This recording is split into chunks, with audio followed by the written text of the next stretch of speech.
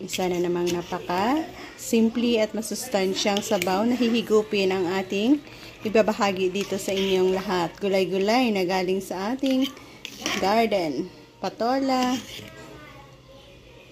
papaya, saluyot, at malunggay. So join me kung paano natin ginawa ang simplihang pamamaraan na ito. Kulong tubig, i-add natin kamatis at onion. Kasunod ng ating kamatis at onion, ang ating crab. Gagawa tayo na masustansyang sabaw with gulay-gulay. Stay tuned kung ano nga bang mga gulay-gulay ang ating na-harvest sa ating paligid. So yan.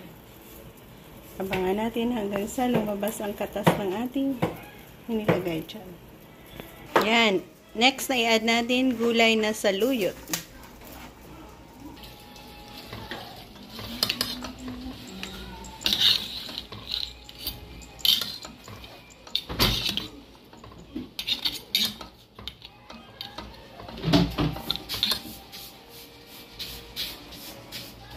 Yan, next sa saluyot, ang ating papaya.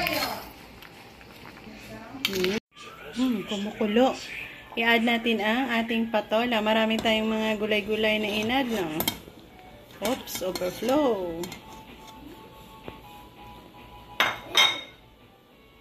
Yan, takpan hanggang sa lumambot.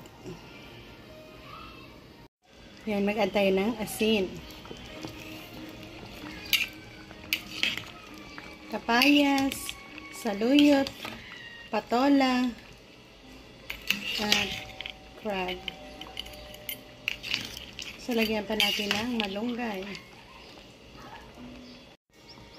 Yan, malunggay ang last na gulay na ating ilalagay.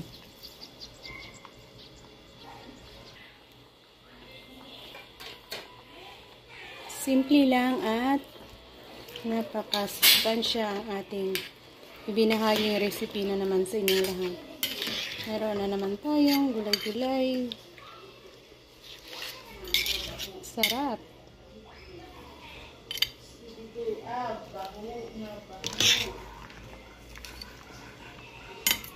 At dito na tayo mag-e-end. Thank you again guys for joining me sa aming simplihang ulam for today. Bye-bye, God bless, and maraming salamat sa inyong lahat.